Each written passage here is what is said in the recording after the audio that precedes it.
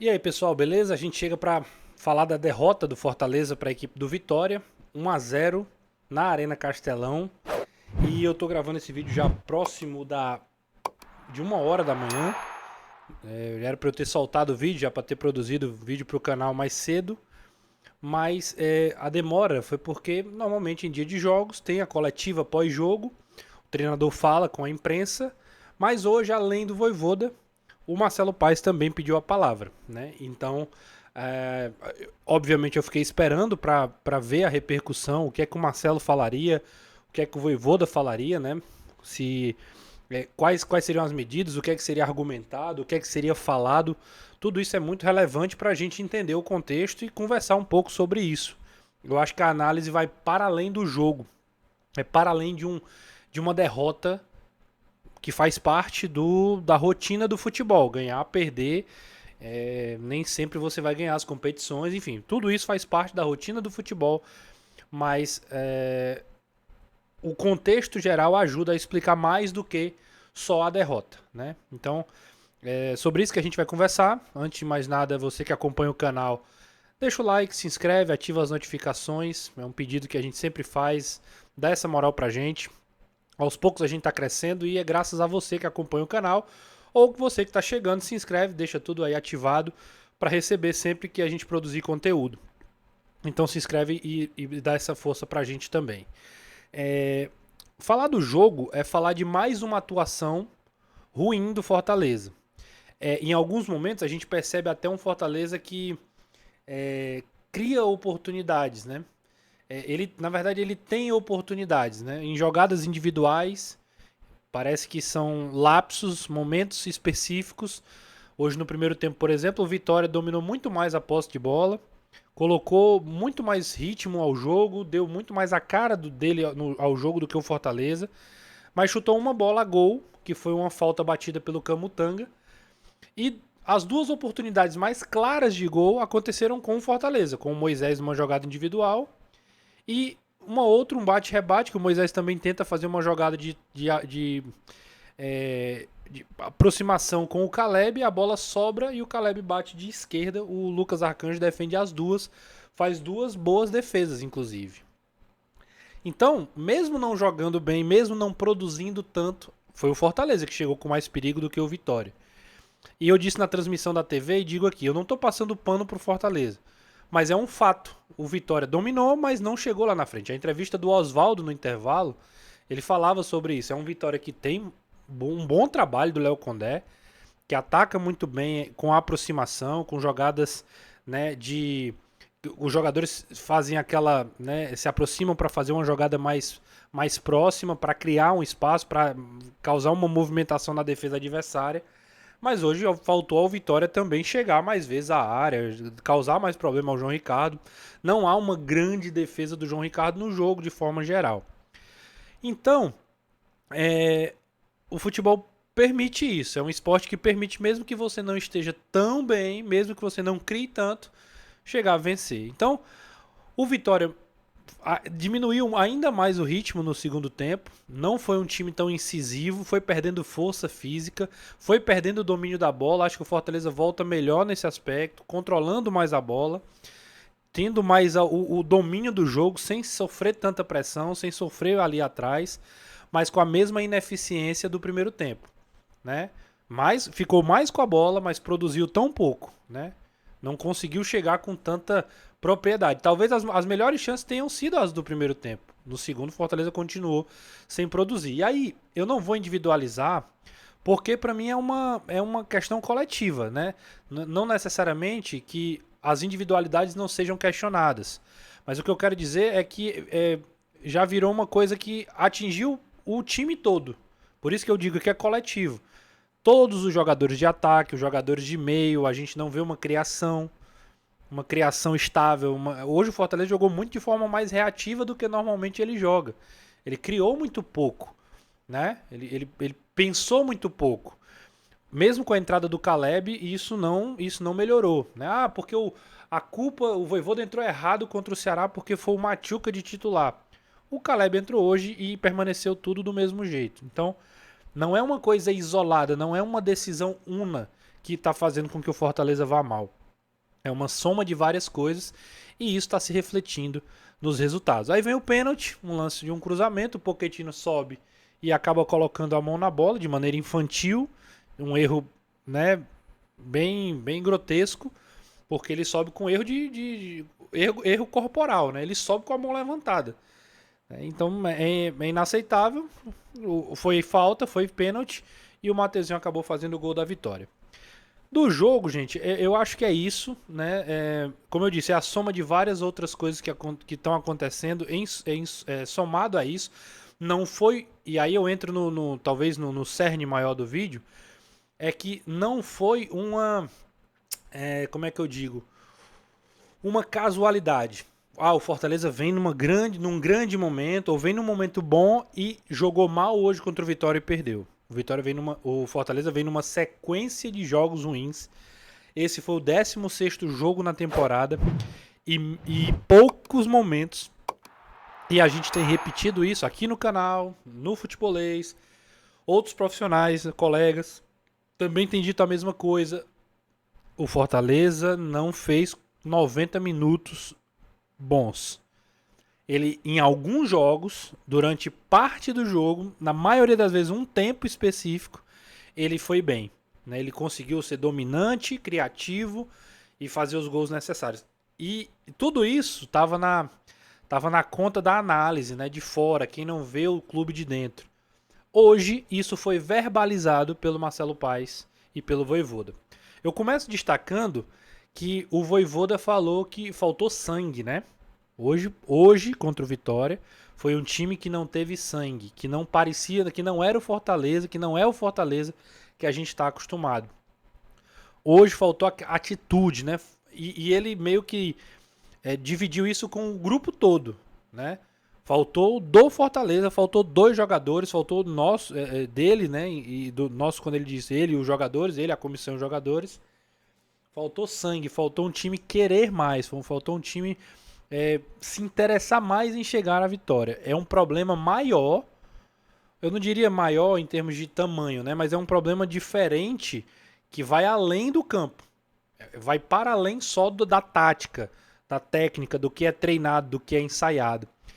Eu falava que o Fortaleza, até escrevi isso no Twitter, que o Fortaleza era um time que demonstrava estar inseguro, que não demonstrava estar com a confiança elevada. Isso no futebol faz muita diferença. O Vitória não é melhor do que o Fortaleza ao ponto de dominar tanto como foi hoje o jogo. Então, de fato, além da má fase técnica, da má fase tática, há um problema que vai além do campo, que é essa questão do ânimo. E aí os mais pragmáticos vão dizer, mas o salário está em dia, não era para estar assim, a torcida chamou de time sem vergonha. Eu acho que aí já sobe um pouco o tom a mais do que o que é.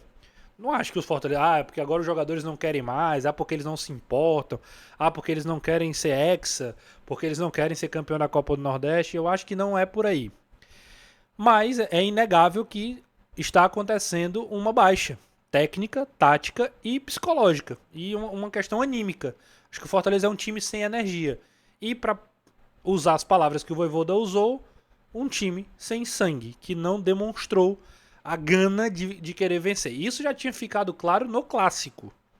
Para não falar em outros jogos, mas no Clássico, que é um jogo que normalmente se eleva, né, a questão da força mental, né, do preparo psicológico para aquele jogo, do ânimo, da empolgação, da motivação.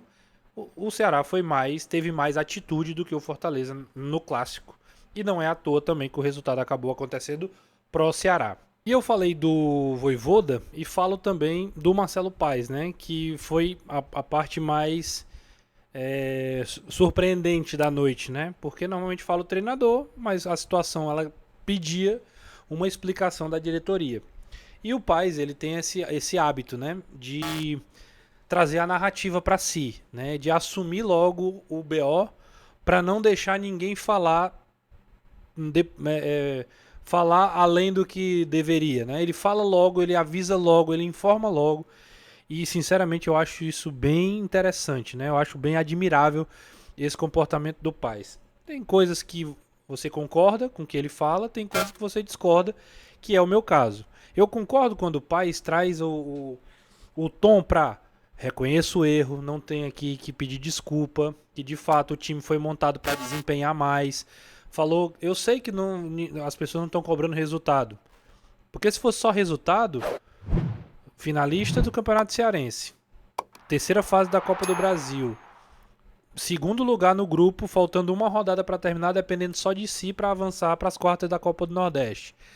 Resultado, ninguém era para estar reclamando. Então ele sabe que é desempenho, sabe que o time não está performando, não está sendo intenso, que é a cara do Vojvoda desde que ele chegou, que é a cara de um time que é lutador, que briga, que não desiste, que não se entrega, e ele sabe que nada disso tem acontecido. São 16 jogos, nos últimos 5 jogos, uma vitória na Arena Castelão, 8 pontos em 7 jogos disputados pela Copa do Nordeste.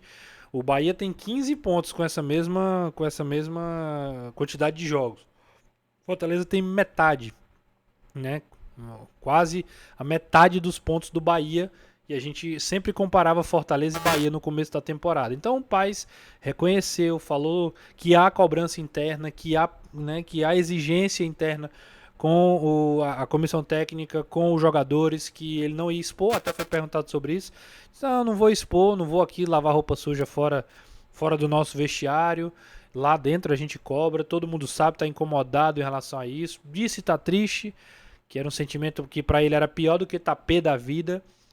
Tá triste pelo momento, porque sabe que o time não foi montado para isso.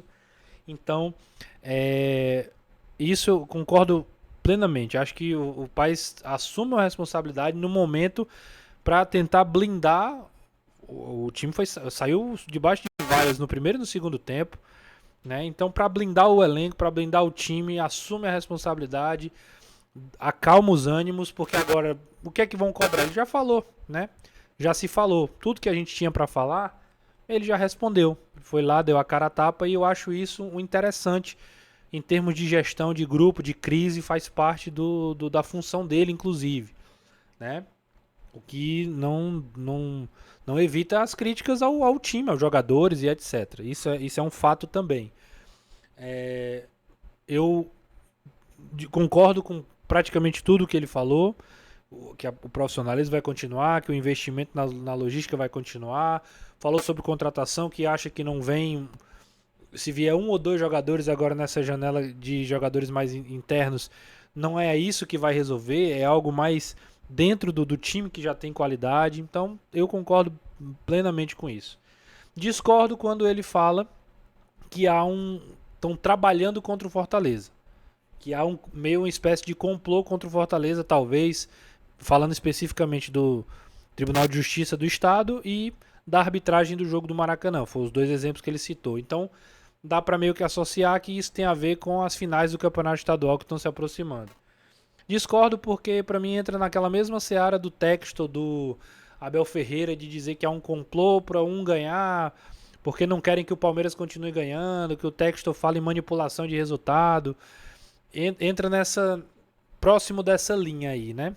É óbvio que o Fortaleza é o time a ser batido, é óbvio que o Fortaleza é o time que é mais difícil de ser batido.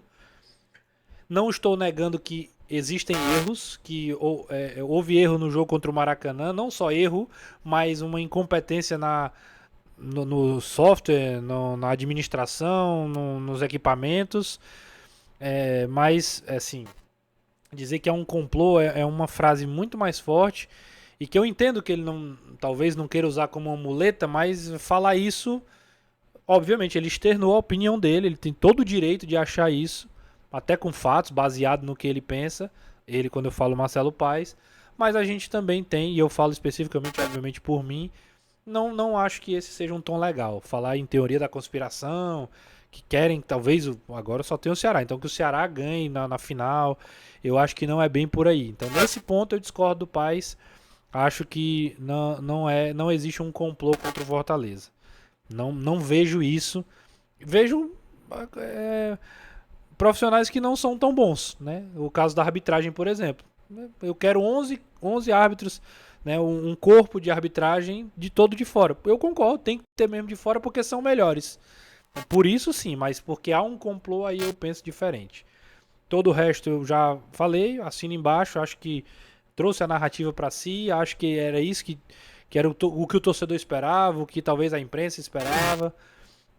E aí o Fortaleza segue trabalhando porque os próximos capítulos realmente são bem importantes, né? Nessa semana agora começa uma série de decisões onde o desempenho e o resultado vão ficar na mesma prateleira, né? O desempenho, que é o que é cobrado hoje, vai ficar na mesma prateleira dos resultados, porque se vierem os resultados, aí o Fortaleza volta a estar num outro patamar e talvez o desempenho, o momento ruim vai ficar para trás e só como uma lembrança bem distante. O resultado ele tem esse poder. E essa semana vai ser muito isso. As duas finais do Campeonato Estadual, o jogo de ida e volta, o começo da Sul-Americana, que é sempre muito importante, começar bem, e o último jogo, né, a última partida da primeira fase da Copa do Nordeste, que pode confirmar a classificação do Fortaleza, que é o mais provável, ou não, ou uma eliminação precoce, que seria realmente bem ruim. Fortaleza perigou de ficar fora da Copa do Brasil, passou. Não sei se periga, né, para usar esse termo, ficar fora da próxima fase da Copa do Nordeste, mas ainda está em risco. O Cearense foi o menos difícil, né? Mas ainda assim empatou contra o Maracanã no primeiro jogo. Se ganhar, se for bem daqui para frente, se conseguir os resultados, todo o resto vai ficar para trás, só como uma lembrança do que aconteceu. Esperar para ver. Se inscreve no canal, ativa as notificações e a gente vai ficar acompanhando o desenrolar dessa situação da equipe do Fortaleza. Valeu.